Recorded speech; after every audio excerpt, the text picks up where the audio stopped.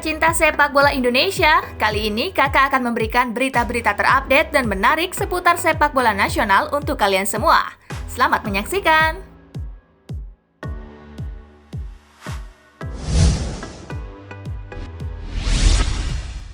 Cetak 1 gol, Elkan Bagot bantu Ipswich Town lolos ke putaran ketiga FA Youth Cup.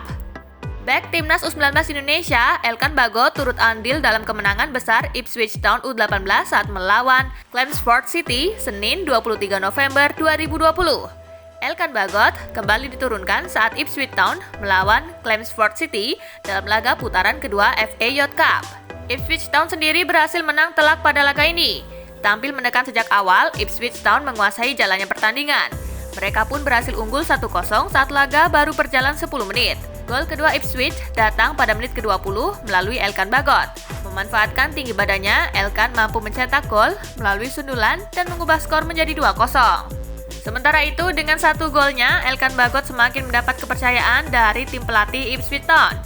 Elkan sendiri sebelumnya juga sudah pernah tampil di tim utama Ipswich Town. Momen tersebut terjadi saat Ipswich Town berhadapan dengan Gillingham City dalam laga grup C EFL Trophy pada bulan Oktober lalu. Debut Elkan di tim utama langsung mendapat pujian dari pelatih Ipswich Town, Paul Lambert.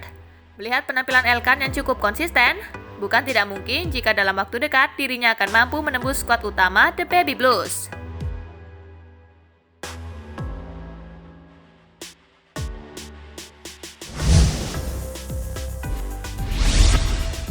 Bagus Kavi galau akan dipinang klub Liga Belanda.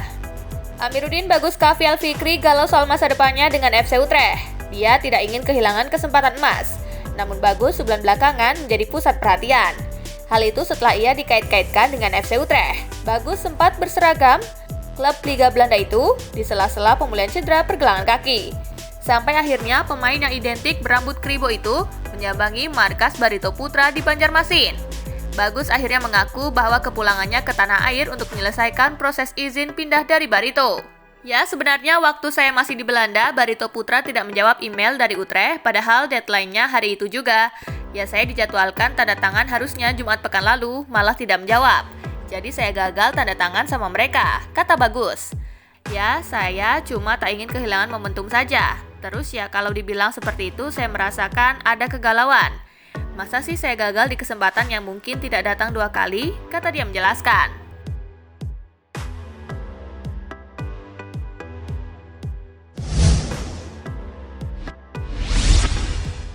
Bagus Kavi ngebet gabung FC Utrecht, PSSI harus menaati administrasi.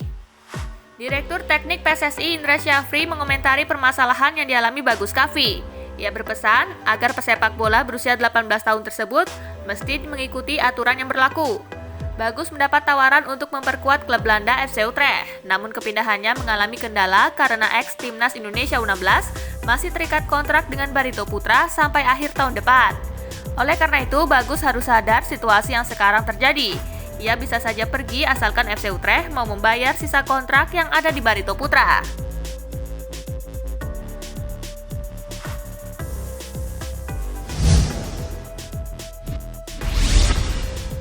Serdi Epifano, indisipliner di Timnas, Bayangkara FC akan lakukan ini. Bayangkara FC minta maaf setelah pemainnya Serdi Epifano dicoret lagi dari Timnas Indonesia U19 akibat masalah indisipliner. Bayangkara pun sudah punya rencana terhadapnya. PSSI melalui rilisnya mengungkapkan bahwa Serdi bersama rekannya Muhammad Yuda Febrian terlambat datang ke latihan Timnas U19 Senin 23 November 2020 pagi waktu Indonesia bagian Barat. Mereka pun dicoret dari daftar pemain yang ikut pemusatan latihan Garuda Muda di Jakarta. Bagi Serdi Epifano, ini adalah pencoretan yang kedua kalinya di Timnas Indonesia U19. Pada akhir Agustus lalu, ia juga melakukan tindakan indisipliner yang membuatnya gagal berangkat ke pemusatan latihan di Kroasia. Bayangkara FC selaku pemilik sang pemain pun tak mau hal serupa terulang lagi di masa depan. Mereka pun sudah ancang-ancang untuk melakukan sesuatu demi kebaikan pemain itu dengan harapan bisa lebih baik lagi andai kata pemain dipanggil Timnas Indonesia. Mohon maaf atas pelanggaran yang sudah dilakukan Serdi. Saya mewakili manajemen Bayangkara tentu berharap kejadian ini tidak terulang karena kami ingin Serdi bisa jadi penggawa Timnas yang tangguh di posisinya, kata CEO Bayangkara FC Sumarji dalam rilis klub. Saya akan berupaya menyadarkan dan mengangkat mentalnya lebih baik dan lebih bagus lagi agar kelak bisa menjadi pemain bola yang punya kualitas dan mental yang baik. Mohon doa dan supportnya, Tutur Sumarji.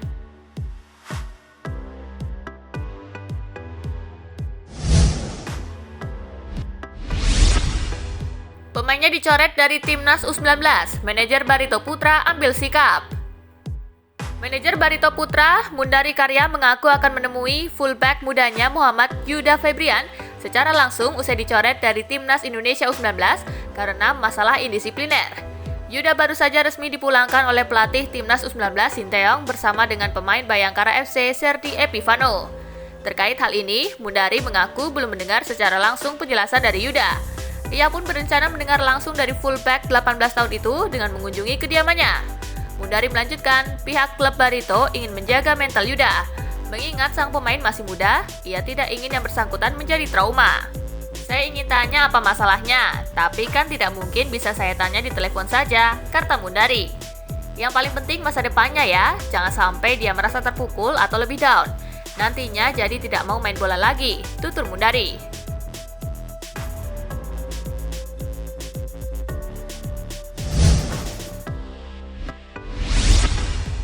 AFF Kongres Virtual, jadwal Piala AFF dan ASEAN Club Championship diputuskan.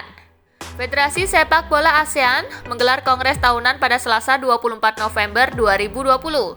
Kongres ke-27 ini digelar secara virtual dan berlangsung selama kurang lebih 1 jam. Seluruh anggota AFF termasuk Indonesia hadir mengikuti kongres ini. Dari PSSI diwakili oleh PLT Sekjen Yunus Nusi dan Wasekjen Maike Irapuspita. Sementara itu, penyelenggaraan Piala AFF yang sedianya dilaksanakan tahun ini pun ditunda hingga April sampai Mei 2021. Untuk pembahasan jadwal detail akan kembali diajukan pada rapat Dewan AFF setelah kongres rampung.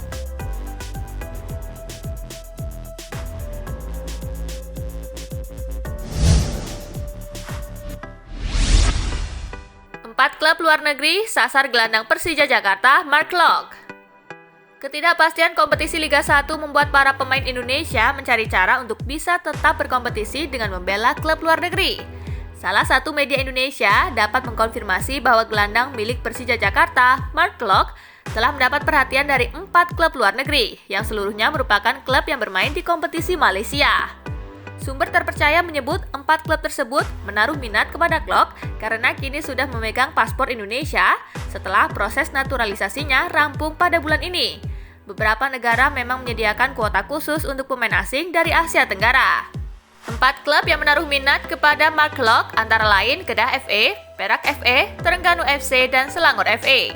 Klok sendiri masih terikat kontrak dengan Persija dengan durasi 4 tahun. Jika memang Klok berpindah dari tim ibu kota, maka proses yang paling mungkin dijalankan adalah dengan status peminjaman dan Persija tidak keberatan.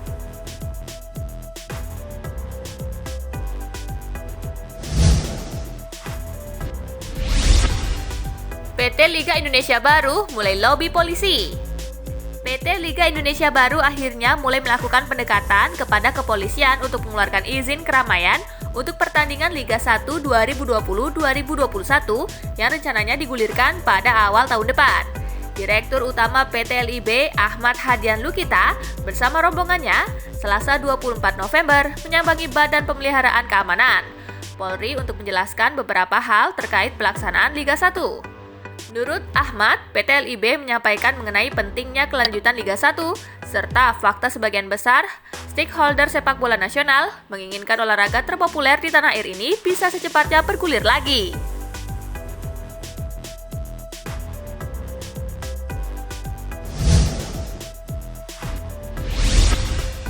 Nah itulah tadi gengs, berita-berita menarik dan terupdate seputar sepak bola nasional. Simak terus ya berita-berita menarik lainnya dari Spasi Football Indonesia. Sampai jumpa di pembahasan selanjutnya.